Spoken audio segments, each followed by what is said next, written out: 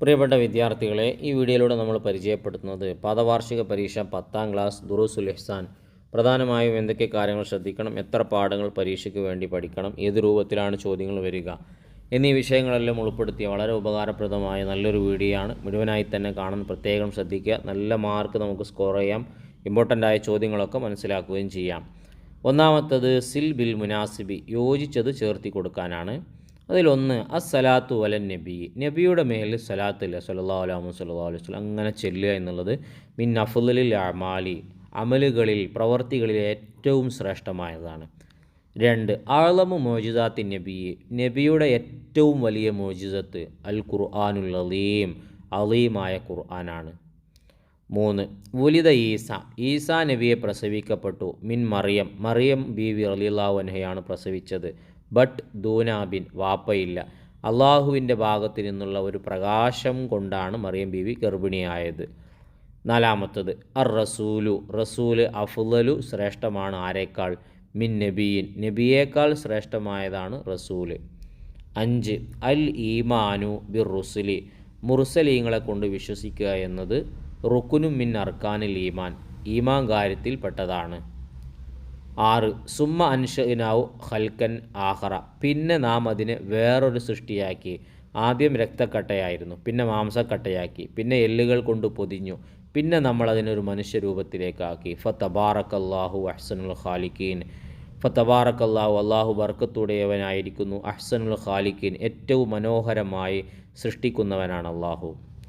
7 കാല ഇന്ന മിൻ അഫ്ളലി അയ്യാമിക്കും, നബിതങ്ങൾ പറയുകയാണ്, നിങ്ങൾക്ക് ആഴ്ചയിൽ 7 ദിവസമുണ്ട്. 7 ദിവസങ്ങളിൽ ഏറ്റവും ശ്രേഷ്ഠമായത് യൗമുൽ ജുമുഅ, വെള്ളിയാഴ്ചയാണ്.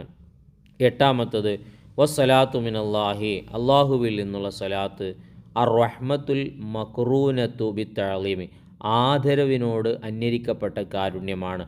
അള്ളാഹുവും മലക്കുകളും മനുഷ്യരൊക്കെ നബിയുടെ മേൽ സലാത്തിൽ നിന്നില്ലേ, അതിൽ അള്ളാഹിൻ്റെ സലാത്ത് എന്താണ്? അർ റഹ്മത്തുൽ മക്റൂനത്തു ബിത്തഅലീം, ബഹുമതിയാൽ അന്വരിക്കപ്പെട്ട, ബഹുമതി പൊതിഞ്ഞ, ആദരവ് പൊതിഞ്ഞ കാരുണ്യമാണ് അള്ളാഹുവിൻ്റെ സ്വലാത്ത്. 2 തമ്മീം, പൂർത്തിയാക്കാനാണ്. 1 കാൽ നബി സല്ലല്ലാഹു അലൈഹി വസല്ലം വിധങ്ങൾ പറയുന്നു, അൽ ബഖീലു, പിശുക്കൻ ആരാണ്?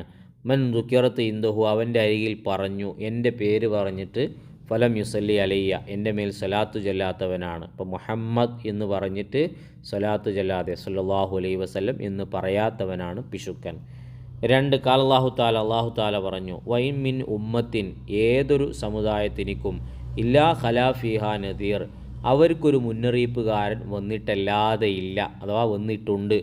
ഏതൊരു സമൂഹത്തിലേക്കും ഒരു മുന്നറിയിപ്പുകാരൻ, നിങ്ങൾ ഇസ്ലാം സ്വീകരിച്ചോളൂ, ദൈവം ഒന്നാണ് എന്നറിയിക്കുന്ന ഒരു മുന്നറിയിപ്പുകാരൻ വന്നിട്ടുണ്ട്. 3 കാല താല, അല്ലാഹു താല പറഞ്ഞു, വഫിൽ അർളി ആയാത്തുല്ലിൽ മൂക്കിനിൻ, ചിന്തിക്കുന്നവർക്ക് ഭൂമിയിൽ ദൃഷ്ടാന്തങ്ങളുണ്ട്. വഫി അംഫുസിക്കും, നിങ്ങളുടെ ശരീരങ്ങളിൽ തന്നെയുണ്ട്, ശരീരങ്ങളിൽ തന്നെ അത്ഭുതങ്ങളുണ്ട്, അത്ഭുതങ്ങളുടെ കലവറയാണ് നിങ്ങളുടെ ശരീരം. അഫലാ തുബ്സിറൂൻ, നിങ്ങൾ ചിന്തിക്കുന്നില്ലേ?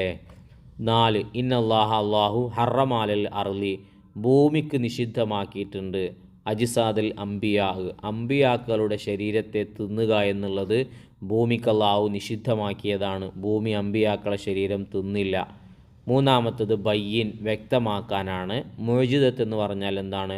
അംറുൻ ഖാരിക്കുല്ലിൽ ആദത്തി, പതിവിന് വിപരീതമായി നടക്കുന്ന കാര്യമാണ്. ഇപ്പം ഞാനൊരു കോഴിമുട്ട കയ്യിലെടുത്ത് തായോക്കിട്ടാൽ പൊട്ടും. പൊട്ടുക എന്നത് പതിവാണ്, പൊട്ടാതിരിക്കുക എന്നത് പതിവിന് വിപരീതമാണ്.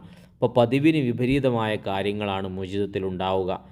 യൽഹറു അല യദി മുദ്ദഇ നുബുവ, അത് നുബുവത്തിനെ വാദിക്കുന്ന ആളിൽ നിന്ന് സംഭവിക്കുകയും വേണം. അതെന്തിനു വേണ്ടിയുമാവണം? ഇൽഹാർ അലി സുദ്ഖിഹി, ആ നുബുവത്തിനെ സത്യമാക്കുന്നതിന് വേണ്ടി, നുബുവത്തിനെ വാദിക്കുന്ന ഒരാളുടെ ഭാഗത്ത് നിന്ന് പ്രകടമാകുന്ന പതിവിന് വിപരീതമായ കാര്യങ്ങൾക്കാണ് മുഅ്ജിസത്ത് എന്ന് പറയുന്നത്. 2 അന്നബിയു, ആരാണ് നബി? അന്നബിയു, നബി എന്ന് പറഞ്ഞാൽ ദക്കറുൻ, പുരുഷനായിരിക്കും, സ്ത്രീകളിൽ നബിയില്ല. ഹുറുൻ, സ്വതന്ത്രനായിരിക്കും, അടിമകൾ നബി ആവില്ല.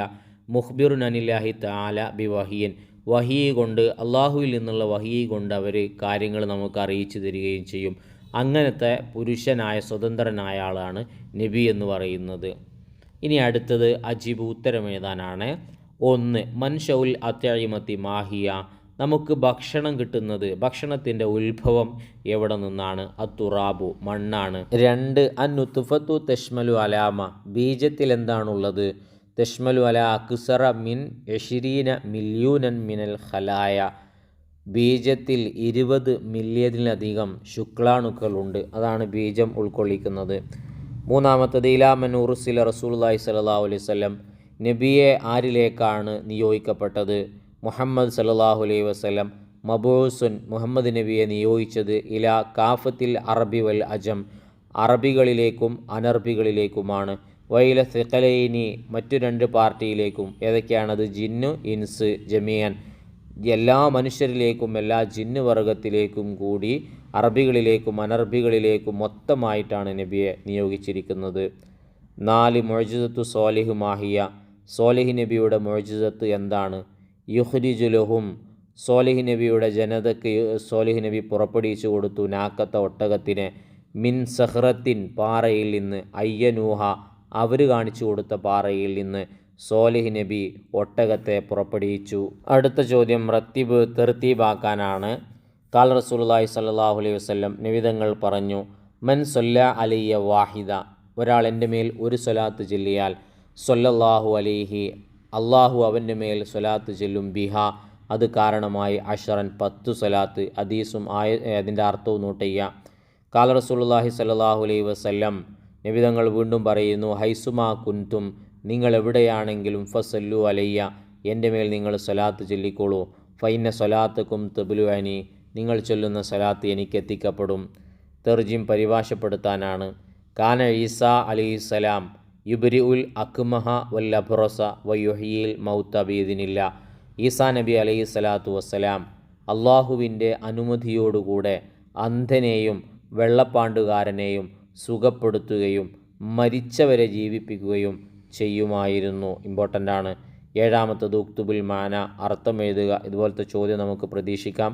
പാഠഭാഗം നന്നായി വായിച്ചോളൂ, അർത്ഥം വെച്ചോളൂ, അപ്പോൾ അറബിയും അറിയും, അർത്ഥവും പഠിക്കാം. ഇൻഷിഖാക്ക്, പിളരൽ. ബുവൈലത്ത്, അണ്ടം. മുഖ്തരിഅ, കണ്ടുപിടുത്തക്കാരൻ.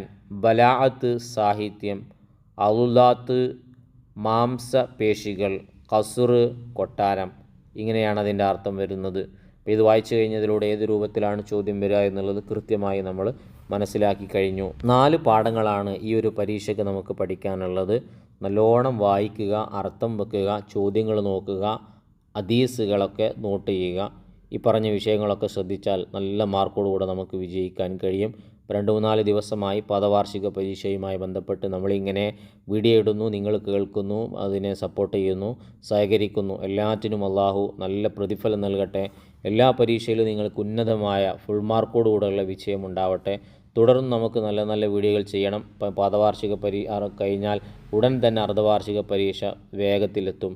അതിനും വാർഷിക പരീക്ഷയ്ക്കൊക്കെ നമുക്ക് നല്ല വീഡിയോകൾ ചെയ്യണം. നിങ്ങളുടെ സപ്പോർട്ടായ സബ്സ്ക്രൈബ് ഉണ്ടാവണം. ചെയ്യാത്തവർ ചെയ്യുക. പിന്നെ ലൈക്ക് അടിക്കാൻ മറന്നവർ ഒരു ലൈക്ക് കൊടുത്തേക്കുക. ഉപകാരപ്പെടുന്നുണ്ടെങ്കിൽ കമൻറ്റിലൂടെ എഴുതി അറിയിക്കുകയും ചെയ്യുക.